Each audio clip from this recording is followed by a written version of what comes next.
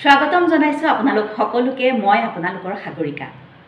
যিসকল ব্যক্তিয়ে ভাবে যে আজিৰ পৰা মই নিজৰ জীৱনশৈলী পৰিৱৰ্তন কৰিম, নিজকে সুস্থ কৰি ৰাখিবলৈ মই চেষ্টা কৰিম আৰু নিজৰ জীৱনশৈলীত এনেকুৱা ধৰণৰ এখন ৰুটিন মই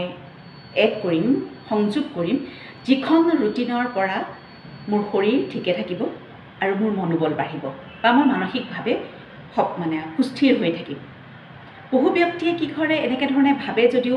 তেওঁলোকৰ চাৰিওফালে থকা মানুহখিনিৰ যিখিনি মন্তব্য,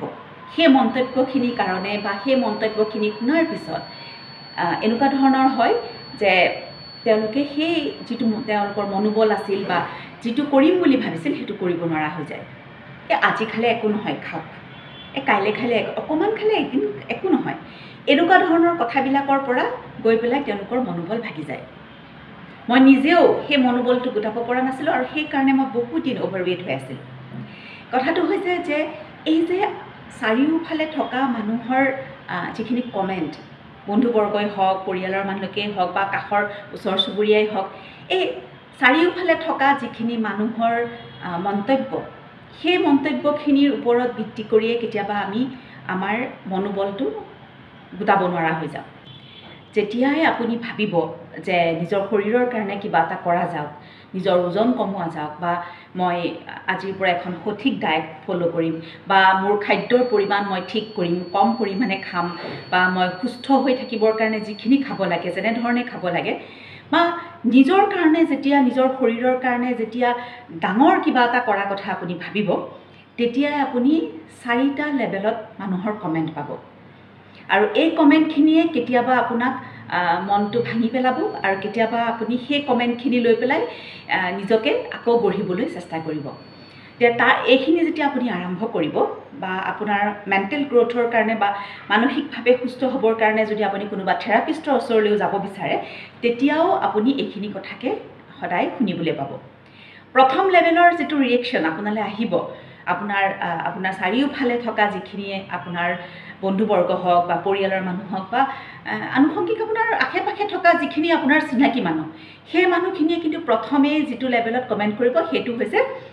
যে প্ৰথমতে আপোনাক হাঁহিব, ইমান কম খোৱা, ইমান কম খাই কেনেকৈ জীয়াই থাকিবা। তাৰপিছতে ক'ব যে থেৰাপিষ্টৰ ওচৰলৈ যাব লাগে মানসিক অশান্তিৰ কাৰণে, মানসিক মনটো ঠিক কৰিবলৈ, কি যে কথা কোৱা, এনেকুৱা ধৰণৰ কথা কৈ আপোনাক হাঁহিব। আৰু এই যেতিয়া এনেকুৱা ধৰণৰ কথাবিলাক শুনিব, অকণমান মনটো যদিও বেয়া লাগে, যেতিয়া নিজে যদিও অকণমান ৰৈ যোৱা যায়, তথাপিতো নিজকে যদি বুজাই বঢ়াই আগবাঢ়ে, তেনেহ'লে ইয়াতকৈ আৰু এটা লেভেলত আপুনি ৰিয়েকশ্যন পাব। সেইটো হৈছে যে ডায়েট কৰিছা, ময়ো কৰিছিলোঁ নহয় ডায়েট কৰি একো লাভ নাই, দুৰ্বল হৈ যাবা। আৰু ডায়েট কৰাৰ লগে লগে মানুহৰ ছালখন বেয়া হয়, তাৰপিছত চুলি সৰে আৰু দুৰ্বল অনুভৱ হয় আৰু ছালখন একদম বেয়া হৈ যায়, দেখিবলৈ একদম বয়সস্থ মানুহৰ নিচিনা হৈ যাবা। আৰু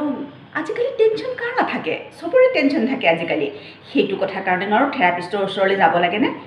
এনেকুৱা ধৰণৰ কথা কৈ কৈ কৈ কৈ কৈ কৈ আপোনাক মানসিকভাৱে দুৰ্বল কৰি পেলাব। আৰু যেতিয়া এই কথাখিনিক আপুনি আওকাণ কৰি পেলাই আগবাঢ়িব, তেতিয়া 3 নম্বৰটো লেভেলৰ ৰিয়েকশ্যন হ'ব যে আপোনাৰ বন্ধুবৰ্গই আপোনাক এভইড কৰিব, আপোনাক অলপ আঁতৰাই ৰাখিব। তেওঁলোকে পাৰ্টি কৰিব, তেওঁলোকে গেট টুগেডাৰ কৰিব, তেওঁলোকে একেলগে লগ হৈ ফুৰিবলৈ যাব, একেলগে খাব, ধুনীয়া ধুনীয়াকৈ ফটো তুলি আপোনালৈ শ্বেয়াৰ কৰিব, কিন্তু আপোনাক নামাতিব। আৰু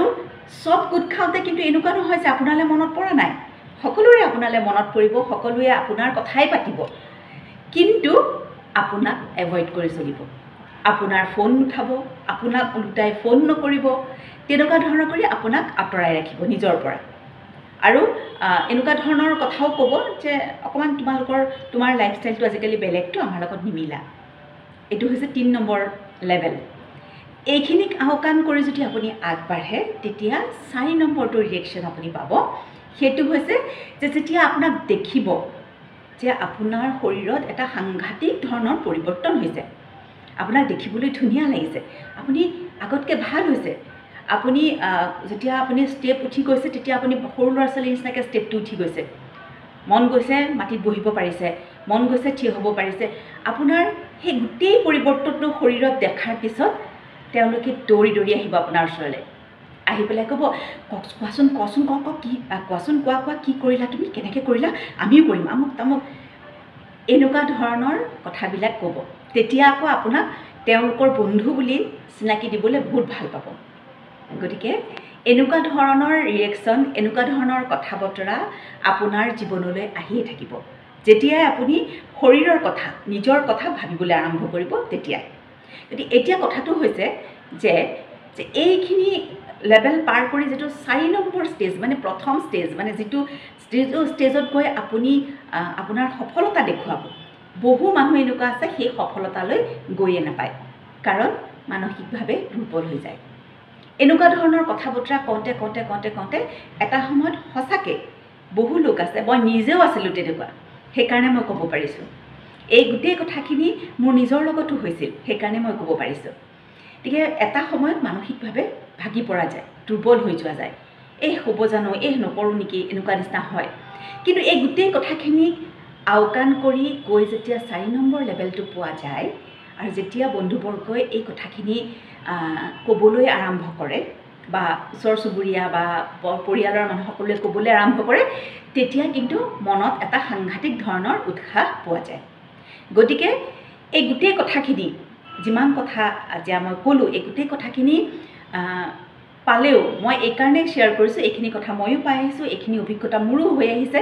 সেইকাৰণে মই ক'ব বিচাৰিছোঁ শ্বেয়াৰ কৰিছোঁ আপোনালোকৰ লগত যে আপোনালোকেও তেনেকৈ যেতিয়া নিজৰ শৰীৰৰ কথা ভাবিবলৈ আৰম্ভ কৰিব এনেকুৱা ধৰণৰ আনুষংগিক বহু কথা আপোনালোকৰ জীৱনলৈ আহিব কিন্তু চবকে আওকাণ কৰি নিজৰ শৰীৰৰ কথা ভাবিব মই সোনকালে ডিনাৰ কৰোঁ মই ৰাতিৰ খাদ্য সোনকালে খাওঁ এনেকুৱা ধৰণৰ কমেণ্টটো মই পাওঁ যে তুমি আগতে খাই দিয়া তোমাৰ স্বামীয়ে তোমাৰ ল'ৰাই পিছত খায় তেওঁলোকক তুমি কেনেকৈ খাই দিয়া কিন্তু এইটো কথা আচল কথা নহয় আচল কথা হ'ল যে মই মোৰ শৰীৰৰ কথা চিন্তা কৰিহে মই সোনকালে খাওঁ আৰু মই সুস্থ হৈ থাকিলেহে মোৰ ঘৰখন সুস্থ হৈ থাকিব মোৰ স্বামী মোৰ ল'ৰাটো সুস্থ হৈ থাকিব আৰু ঘৰখন পৰিচালনা কৰিবলৈ ঘৰখন সুন্দৰভাৱে সুচাৰুৰূপে পৰিচালনা কৰিবলৈ মই সুস্থ হৈ থকাটো বৰ জৰুৰী এগৰাকী গৃহিণী সুস্থ হৈ থাকিলেহে গোটেই ঘৰখন সুস্থ হৈ থাকে গতিকে যিসকল গৃহিণীয়ে ভাবিছে যে তেখেতসকলে নিজৰ শৰীৰৰ কথা ভাবিব এই ভিডিঅ'টো চোৱাৰ পিছত ভাবক আৰু সোনকালে ভাবক আৰু নিজকে সলনি কৰক এটা সময়ত দেখিব আপোনাৰ চাৰিওফালে থকা সকলো মানুহ আপোনাক মানে আপোনাৰ যিটো লাইফষ্টাইল তাক শুদ্ধ বুলি নিজে ক'ব মোৰ ভিডিঅ'টো এতিয়ালৈকে চাই আছে তাৰ বাবে ধন্যবাদ